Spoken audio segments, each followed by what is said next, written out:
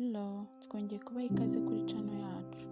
Tubashimiye kandi uburyo mukomeje kutwereka ko mudukurikiye kandi ko mudushyigikira.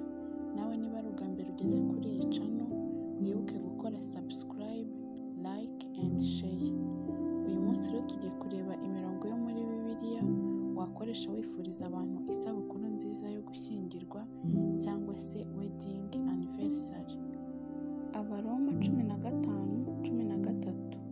Imana nyir'ibyiringiro ibuzuza umunezero wose n'amahoro biheshwa no kwizera, kugira ngo murusheho kwiringira mubiheshejwe n'imbaraga z'Umwuka Wera. Abatesalonike ba mbere 3:12. Namwe Umwami wacu abuzuze, abasesekaze gukundana no gukunda abandi bose nk'uko natwe twabakunze. Kubara 6:24 kugeza kwa 26.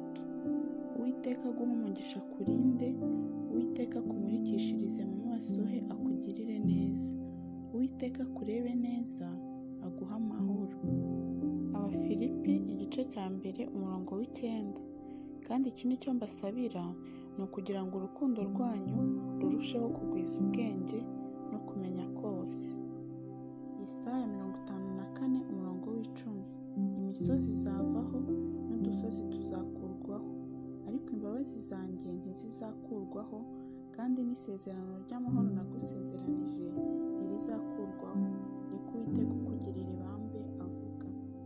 Petero wa mbere 4:8. Ariko ikiruta byose mukundane urukundo rwinshi, kuko urukundo rutwikira ibyaha byinshi. Abakorinto ba mbere 16:14. Ibyo mukora byose mubikorane urukundo. Abakorinto ba mbere 13:4 kugeza ku 8.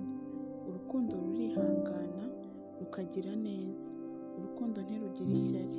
Urukundo ntirwirarira, ntirwihimbaza, ntirukora ibiteye isoni, ntirushaka ibyarwo, ntiruhutiraho, ntirutekereza ikibi ku bantu, ntirwishimira gukiranirwa kw'abandi, ahubwo rwishimira ukuri.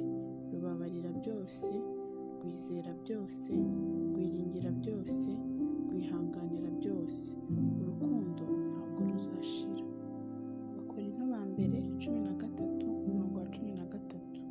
Ariko none hagumyeho kwizera n'ibyiringiro n'urukundo, ibyo uko ari bitatu, ariko ikiruta ibindi ni urukundo. Rusi 1:16-17. Rusi aramusubiza ati, winyinginga kugusiga no gusubirayo ngo ne kugukurikira, kuko aho uzajya ariho nzajya, kandi aho uzarara ariho nzarara.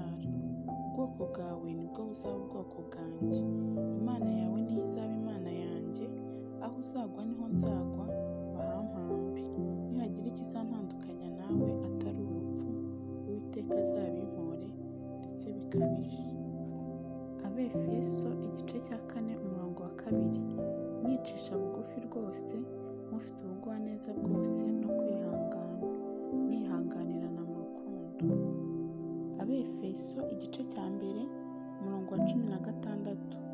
Mbashimira Imana urudaca, nkabasabira uko nsenze. Abakolosayi 3:14. Ariko ibigeretse kuri ibyo byose, mwambara urukundo, kuko ari rwo murunga wo gutungana rwose. Zaburi 127:1. Uwiteka iyo atari we wubaka inzu, abayubaka baba baruhira ubusa. Uwiteka iyo atari we urinda umudugudu, umurinzi abera amaso ubusa. Itangiriro 1:27-28. Imana irema umuntu ngo agire ishusho yayo, afite ishusho y'Imana niko yamuremye, umugabo n'umugore niko yabaremye. Imana ibaha umugisha, Imana irababwira iti, mwororoke mugwire, mwuzure isi, mwimenyereze ibiyirimo, mutware amafi yo mu nyanja, n'inyoni n'ibisiga byo mu kirere, n'ibintu byose bifite ubugingo byigenza ku isi. Itangiriro 2:18 kugeza kwa 24. Kandi Uwiteka Imana iravuga iti, si byiza ko uyu muntu aba wenyine, umufasha umukwiriye. Uwiteka Imana irema mu butaka amatungo yose n'inyamaswa zo mu ishyamba zose n'inyoni n'ibisiga byo mu kirere byose, ibizanira uwo muntu ngo imenye uko abyita. Kandi uko uwo muntu yise ikintu cyose gifite ubugingo, aba ari ryo riba izina ryacyo. Uwo muntu yita amatungo yose n'inyoni n'ibisiga byo mu kirere n'inyamaswa zo mu ishyamba zose, ariko umufasha umukwiriye yari ataraboneka. Uwiteka Imana isinziriza uwo muntu buticura, arasinzira, imukuramo urubavu rumwe ihasubiza inyama. Urwo rubavu Uwiteka Imana yakuye muri uwo muntu iruhindura umugore imushyira uwo muntu. Aravuga ati, uyu ni igufwa ryo mu magufwa yanjye, ni akara ko mu mara yanjye. Azitwa umugore kuko yakuwe mu mugabo. Nicyo gituma umuntu azasiga se na nyina akabana n'umugore w'akaramata, bombi bakaba umubiri umwe. Matayo ibice 19 umurongo wa 4 kugeza ku wa 6. Nawe arabasubiza ati, ntimwari mwasoma yuko iyabaremye mbere yaremye umugabo n'umugore, ikababwira iti, nicyo gituma umuntu azasiga se na nyina akabana n'umugore w'akaramata, bombi bakaba umubiri umwe. Bituma batakiri babiri, ahubwo babaye umubiri umwe. Ni uko icyo Imana yateranyije hamwe, umuntu ntakagitandukanye. Malaki ibice 2 umurongo wa 15. Mbese ntiyaremye umwe, naho yari afite umwuka usagutse? Icyatumye arema umwe ni iki? Ni uko yashakaga urubyaro rwubaha Imana. Nuko rero murinde imitima yanyu, hatagira uriganya umugore wo mu busore bwe. Umubwiriza igice cya 4 umurongo w'9 n'uwa 12. Ababiri baruta umwe, kuko babona ibihembo byiza by'imirimo yabo. Umuntu naho yanesha umwe, ababiri bo bamunanira, kandi umugozi w'inyabutatu ntucika vuba. Imigani 18 umurongo wa 22. Ubonye umugore mwiza aba abonye ikintu cyiza, akaba agize umugisha ahawe n'Uwiteka.